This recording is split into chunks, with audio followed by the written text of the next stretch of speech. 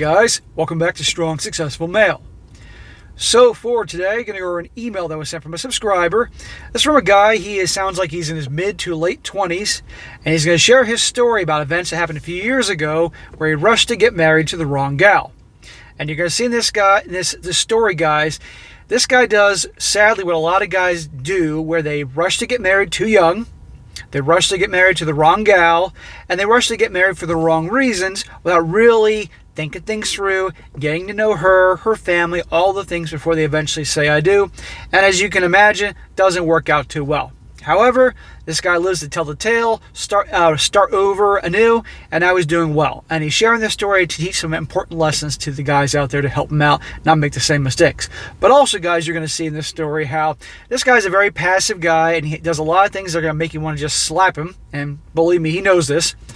But you're going to see he eventually stops being that passive, nice guy, and he gains strength, particularly when she tries to take away his dog.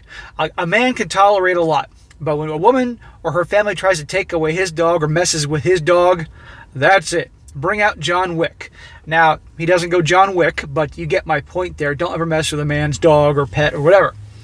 But anyway, guys, there's a lot of lessons here about this, about brushing into things, etc., etc. But also you're going to see that he comes from an extremely conservative, not only family, but also community. Religious, with nobody hooks up until they get married, and if you do so, it's frowned upon. And as you can imagine, that had an impact on things as well. And I'm going to get a little more into the importance of doing what's best for you versus what is your background and culture. But I'll get to that eventually.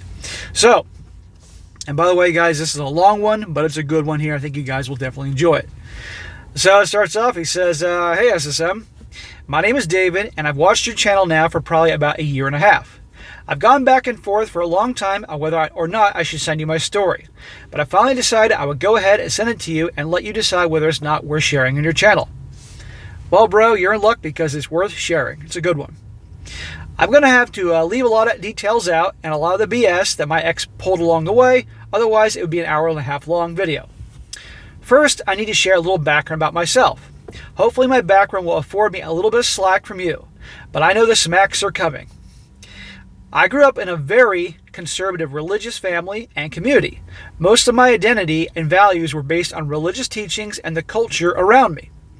He says here, bedroom fun or anything beyond kissing before marriage was absolutely a no-go, and you'd be completely shut out of this society if people found out that's something you did. What century are we in? Shut out of the community and society if you were engaging in anything beyond kissing? I know he's here in the United States, but I'd like to know what community this is. I mean, this is the 21st century, you know. Now, in my opinion, if as an individual, if you, for whatever reason, decide you want to be a virgin, or you don't want to hook up or whatever until marriage, and that's your own choice, hey, I got no problem with that. I do have an issue when somebody else is telling you how to live, okay, based on what they think how you should live, that type of thing. And I mean in the extreme case here. Don't get me wrong, there's obviously very good values and teachings in different religions and all that, but this is a little different here. And you're going to see what happens when this guy adheres to this teaching to make him rush into things when he shouldn't have. It says, that way of thinking really promoted short dating periods and early marriage. Ding, ding, ding, because all these young guys out there want to get some ass, and they rush into things.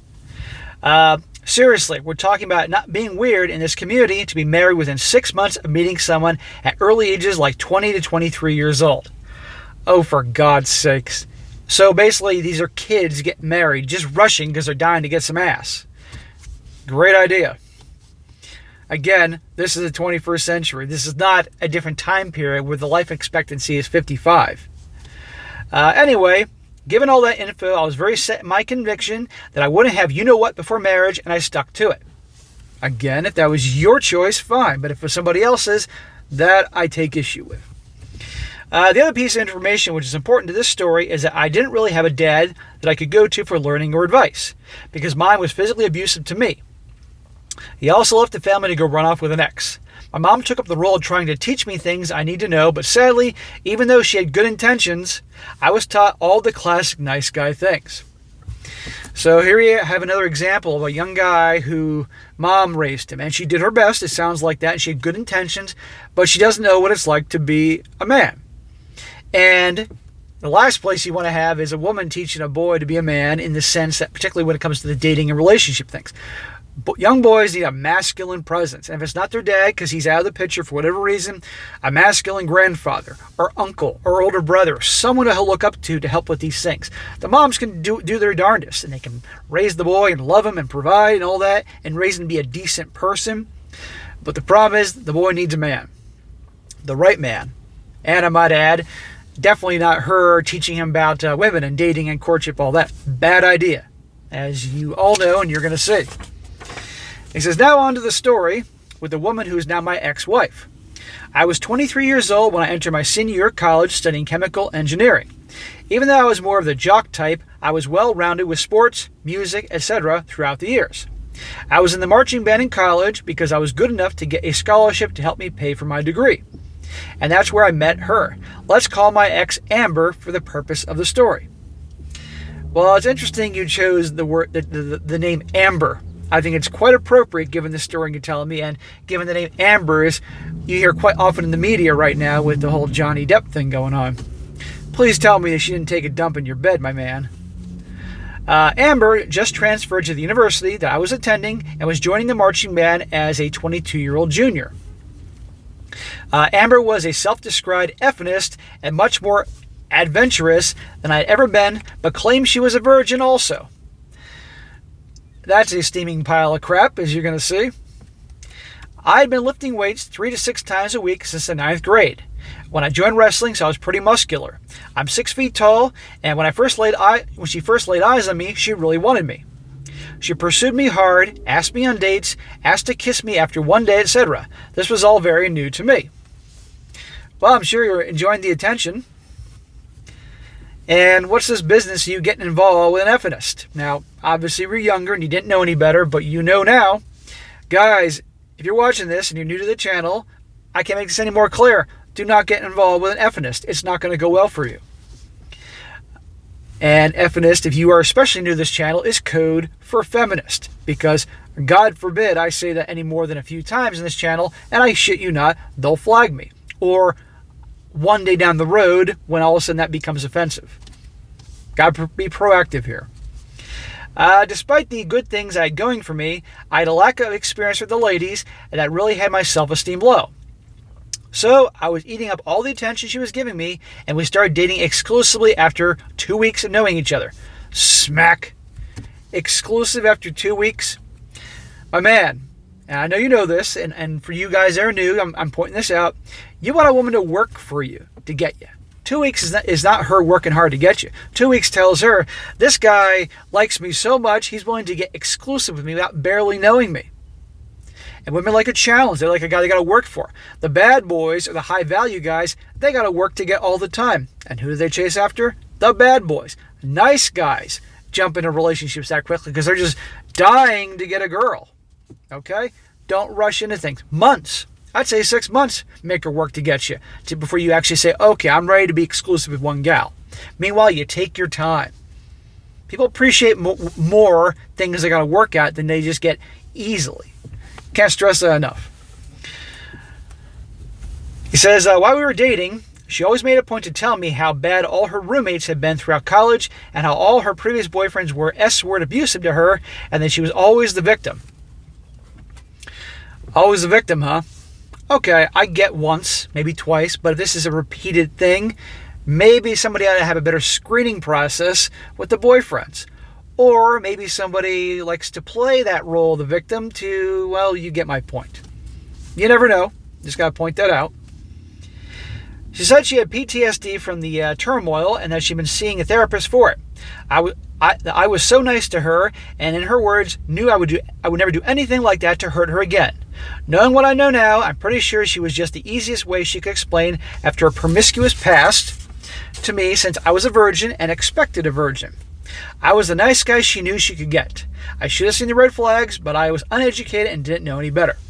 Well, bro, that's exactly it. I'm glad you can admit that to yourself. That's a sign, not only are you learning, but also you accepted your mistakes in the past. Yes, She had her fun, lots of it, and obviously every guy was then labeled abusive, and hell, maybe some of them were, and that's, nobody should be abused, nobody should be hurt like that, but when it's over and over and over and over again, although that's bad, want us to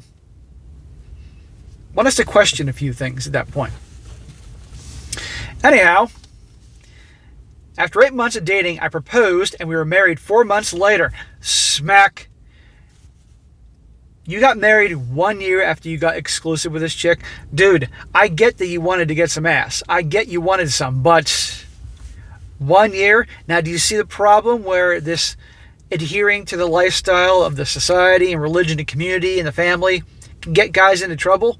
Because instead of taking your time, really getting to know her, her personality, how she resolves problems, is she a good communicator, her family, you getting a job, you saving money, all these adult things, you're rushing into this with the full backing of family and the religion and the culture because we all think it's 1855. No, this is a boneheaded idea. You were young, you didn't have that role model, I get that, but guys that are watching this that are young, if you do this after hearing stories like this, you're out of your damn mind. Deserve a good slap in the head. Too soon. And as you can imagine, watch what happens. He then says, go ahead and give me another smack or two, but that 1 year dating was a really long time to me and my community. Good Lord. The start of my marriage was really good for a couple months. At first, we were intimate a few times a week, but that quickly became once a week, and then within a year, it slowed down to once every month or two. Could have saw that coming a mile away, my man. She was always too tired from finishing her senior year in college or any other lame excuse she could come up with. Every married guy has heard the I have a headache line a time or two, I'm sure. Yeah, I have a headache, I got a toothache, I got a stomach ache, my foot hurts, any number of things, yeah. I was trying to run a traditional household while I earned the money and provided for us, and it was on her to do more of the cooking and cleaning. Fair enough. I always made a point to do the dishes and the laundry, though since I thought it was unfair to leave it all to her. As she was finishing her bachelor's degree, she changed her mind multiple times of what she wanted to do, so she ended up back in more classes to complete prerequisites for her PA school. I believe that's Physician's Assistant School. One of the things Amber ended up doing was EMT classes and licensure, so she could get a job and would provide her with the experience needed to apply for a PA school. This is where she met the instructor, Alex. Wait, and we'll come back to him. Well, this doesn't sound good. I didn't notice then, but it was around this time that things at home were starting getting worse. The SEX slowed down, and she started complaining about how I never did the dishes or laundry, even though I was the only one doing them, and they were always at least done enough that we had dishes to use and clothes to wear. Hang on a second here. You're paying all the bills. You have the job. You're paying all the bills. She's going to school, and obviously when she's not in school, she should be studying. So you're telling me that when she's at home and she, has her books on suffrage or whatever the hell she's reading because she's a feminist, she can't throw some laundry in the washing machine and have that running, or load the dishwasher and have that running behind the scenes, or God forbid, take the laundry out of the washer and put it in the dryer, or empty the dishwasher. She's too busy to do that. That you gotta do that? Bullshit. You, my man, are being too nice and accommodating, but I get you're conditioned to do so. But what happens, guys, when men are too nice and accommodating? What happens when men don't lay down the law? What happens when men rush into relationships? The girl loses respect for them. I'm pointing out the obvious here. This is how we all learn. Her next biggest complaint, more complaints, was that I didn't want kids. Now let me explain this one. When we started dating, she told me she was unable to have kids because of a rare condition and she never wanted them. Rare condition, or was there too many rolling in the hay and maybe somebody, had to have a procedure? Well, you get the point here, which could sometimes get in the way of having kids. I could be wrong here, but it's not unreasonable out of the question to think what I know you know what I'm thinking. I gotta watch what I say here on YouTube. I originally wanted kids, but she talked so badly about them all the time that it eventually made me not want them at all. After meeting the EMT instructor, Alex, who had a son who was around 5 years old, she suddenly started talking about how she wanted to adopt a kid. I kept telling her no, and she would complain and whine about how I changed in my desires for kids, and that was really a big deal for her. So this is another reason why you don't rush into marriage and really get to know each other. If you initially wanted kids and she didn't, then that would be a damn good reason not to get married. It's not rocket science, okay? That's a big freaking deal. Also, if you didn't want kids and she did, then you don't get married, okay? That is just crazy. See what I'm talking about, guys? So if you wanted kids, you shouldn't have changed your mind to make her happy. That's called appeasement. Around this time, we rescued a dog, a chocolate lab mix we named Sergeant. I did everything with him. I trained him, took him to the dog park every day, took him on hikes every weekend, and he quickly became my best friend. That's awesome, man. Given your situation, you needed your dog. Dogs are awesome. I'm a cat person. You all know that, and I get shit about it all the time, but I love my cats. But also, I do like dogs, too. They're badass, too. I can't picture having a dog in the same house with my cats. That would be quite interesting. Maybe if I got a puppy at the same time I had them when they were kittens, it would have worked, but who knows. It goes on. So Amber, I love that they chose the name Amber. Amber took a job that kept her out of the house from about 6:30 a.m. to 8 p.m., and then she would go help out with her new EMT classes as an assistant instructor a few nights a week. So on those nights, I wouldn't see her till 10:30 or 11 o'clock at night, and she would then come home, shower, and go to bed. So in other words, you guys are roommates. You're never seeing her. 6:30 in the morning to 8 o'clock at night, and sometimes even later, something's up. Something is 100% up. This is not a romantic relationship. This is roommates. Okay? Not a good situation. And believe me, if she was in love with this dude, she'd make time for him. She's not. At this point, my only complaints with the marriage were that we didn't get to spend enough time together, and I wasn't getting the bedroom fun that I wanted. But I kept thinking she was just working hard to achieve her dreams, so I kept supporting her. We had basically no connection at this point. Yeah, a very warranted complaint on his end. And again, the real reason, what was the real reason that he rushed into this thing? To get some ass. And what is he not getting? Anybody could have told him, if you think you're going to get regular ASS when you get married, good freaking luck, my man. Even if you're young. He says here, as she was finishing all her PA school prerequisites, she kept talking about how she was going to make more money than me, and I kept telling her I didn't care, and that it'd be good for both of us. It'd be good for both of us to be successful. She applied for a PA school in the state that we lived in, but ended up getting rejected, and that sent her off the deep end. She started looking for other PA schools around the country that she could apply to, and told me we'd be moving to wherever she got accepted. She told you, you're going to be moving? I told her no, and that I had a good job, and I wouldn't move for her to get into some school. Good for you. It's about time you start laying down the law, my man. Good job. Unfortunately, he doesn't have a history of laying down the law, so it doesn't go very well. I told her it would be good to take a year off and just try again next year in an in-state school. I thought it'd be good to have her have a break and would prevent us from having to leave behind the good things I had going. Well, she doesn't want a break. She wants to be away from you, dude. Pay attention to her actions. I know you know this now. She was then really cold and depressed after that. Shocker. And about a month later, on Christmas night, she told me she wanted a divorce. She told you on Christmas night? She couldn't have waited a few days after Christmas or something? Christmas night? Merry Christmas, honey. I want a divorce. Now, we can all say, actually, that was probably the best Christmas present you ever got. But at the time, you can imagine his reaction. I was absolutely stunned, even though I'd been thinking about it myself. But in my upbringing, divorce wasn't an option unless there was infidelity going on.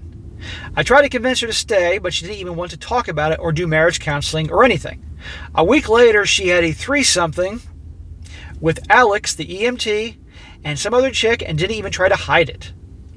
She did that to hurt you. She did that to make sure there was no way you'd try to reconcile. That's how much of a wonderful person she is.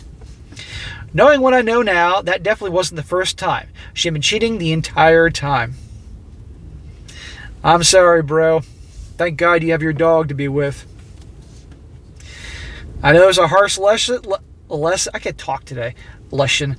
I know this was a harsh lesson, but here we go. Again, why you don't rush into marriage and you take a long time or even don't get married at all, given today's environment and the attitudes out there and how men get screwed. But don't worry, our hero here, who's made mistakes, will come out okay. My state is a no-fault divorce state. Shocker. So there's nothing I could do about the divorce. We decided to file ourselves and just split the bank account evenly, which was shared even though I made probably 90% of what we had saved. Yeah, you made all the money, but she's still going to get half. She also decided that I should keep our dog, Sergeant, because I was the one who always did everything with him, but that she wanted to fly out and visit him for a long weekend every month. I agreed that I should keep the dog, but told her no. I did not want her coming out to see him. Over the next few months, she kept saying we had an agreement, but I never agreed. How much money does this chick have that she would get on a plane and come out and see the dog once a month on the weekend? She's probably going to come out and see that Alex dude, the EMT, who obviously is married, has a kid, and just use that as an excuse to, come see the dog. She was set to move out a month after she told me she wanted a divorce. I made her get all the divorce paperwork ready and sign it before she left to go back to her home state with her parents so that I could turn it over after a 30-day mandatory waiting period was over. After she returned home, she told her parents many lies about me. Shocker. And that I had agreed she could come visit the dog every month. One thing to know about the parents. They are some of these New Yorker types that think they can throw around their money and threaten involving lawyers and the whole 9 yards to get their way. After I repeatedly refused to agree dog visitations, they told me not to file the divorce paperwork and they were going to fly out and come take him. Your in-laws are telling you that they're going to get on a plane and come out and physically take your dog, your best friend, essentially your child, away from you? Have they not seen John Wick? If they haven't, you should have sent them the link on Netflix or sent them the DVD. Guys, nobody can mess with a man's dog or his pets, whatever it may be. Anybody threatening to take my cats away, it'd be full John Wick on them. I can tell you that right now. And by the way, he mentions they have a lot of money. Where was their money when he was working his butt off to take care of them, and meanwhile she couldn't even get off her ass and do the dishes and laundry? How about that? Where'd that money come from? But they got it to threaten him with lawyers to take away the dog. About that time, I started working from home because of the start of the global bug, so I wasn't worried about them being able to come steal my dog while I was away at work. I got a lawyer and told them to leave me alone and talk to the lawyer. My lawyer advised me to go ahead and turn in the divorce paperwork now that the 30 days was up, so I filed the paperwork. I had a buddy I met at the dog park at the time whose wife worked for the courthouse, and they helped me get pushed through the court system in only a matter of days. Awesome. When Amber got the email with the finalized paperwork, she and her parents went psycho and said they were hiring the best lawyer money could buy and that I shouldn't have filed because they told me not to, since there was a contested issue and we hadn't addressed it in our paperwork, and I ignored them. Good for you. Don't fall for their bullshit. They're going to spend their money on the best lawyer money can buy because the girl can have dog visitation rights who she has no connection with. You want to talk about trying to screw the guy just out of spite, even though he didn't do anything.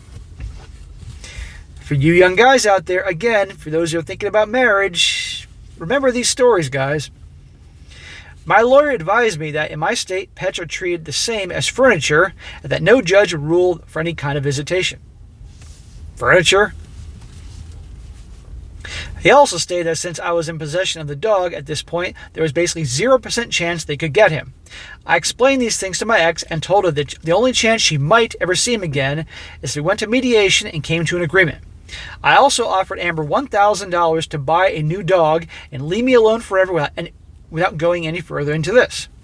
After a week or so, which I assume they went and spoke with their lawyer about the cost and the probability of getting the dog, their whole attitude changed.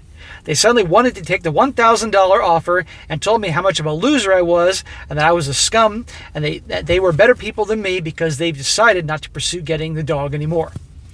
So how much money were they going to spend on this best lawyer that money could buy, but they were more than happy to take that $1,000? They were bluffing.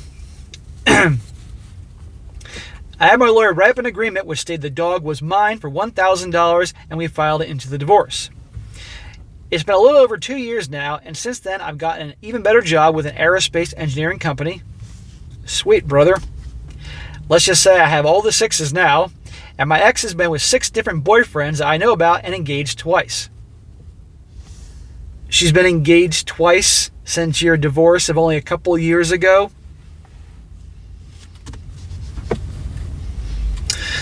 Again, back to the whole taking your time to get to know somebody before you rush into marriage.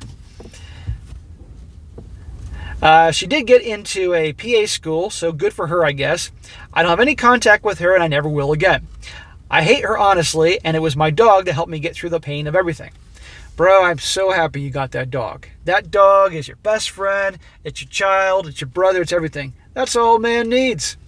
He's got his purpose, he's got his bros, his hobby, he's got his dog. Or your cats, for the cat brothers out there.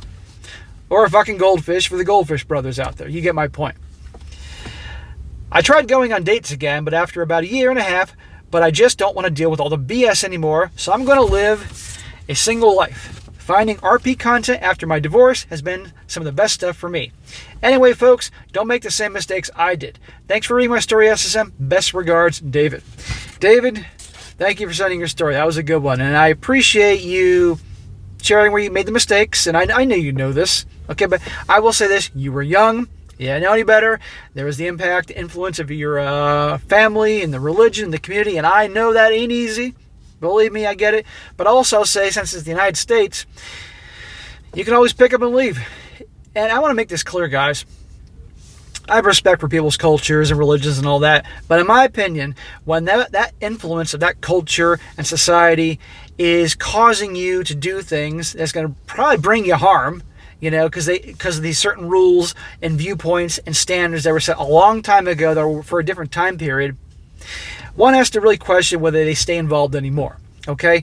And he admits, hey, that was the culture, that's the religion, all that, so you got to really think about these things. And if they have a problem with it, that sometimes is best to walk away. Now, that is way easier said than done, and I get that. And especially if your whole country is like that. But here in the United States, if you live in a certain area, and I kind of have an idea, probably I'm guessing where this dude is from, what part of the country, and probably what kind of religion we're talking about, but I'm not going to say it. Simply, you can pick up and leave and relocate to a different part of the country. That's obviously a lot more laid back on these types of things. But you have to choose whether you want to adhere by somebody else's idea how to live in terms of things like this, or do what's best for you. But he's learned. I'm glad he got the divorce and he's doing well for himself, and that's great. And it goes to show that a man can start over. Okay, and thank the Lord that he did this young. If there's silver lining to this, yeah, he got married 23, and we can all say that was a boneheaded thing, and it was, but he now knows. But at least in a matter of years, it's over. And he's still in his, I'm sure, mid to late 20s. Late 20s probably at best. This guy has a whole life ahead of him. He can work on his purpose. He can move up in the company he's in, build wealth, have a lot of great times, travel the world, do all the things that make him happy. There you go. He learned this tough lesson early on. He's got his whole life ahead of him. And so any of you guys that are in a bad situation right now that you want to get out of, you too can do it. It'll be hard. You'll go through some difficult times, but you can survive. That's a common theme to all these stories, guys. The guys survive. They learn a hell of a lesson. They take a hit, but they keep on going. And that's what I want you guys to do. Okay? Men can do that. Our society has been conditioning men to be weak, but that strong guy is in there somewhere, and you all know it. So, all right, guys, that is it for today. Be sure to comment down below. Let me know what you think about this. And be sure to like the video, share with your friends, and subscribe. And I'll catch you next time.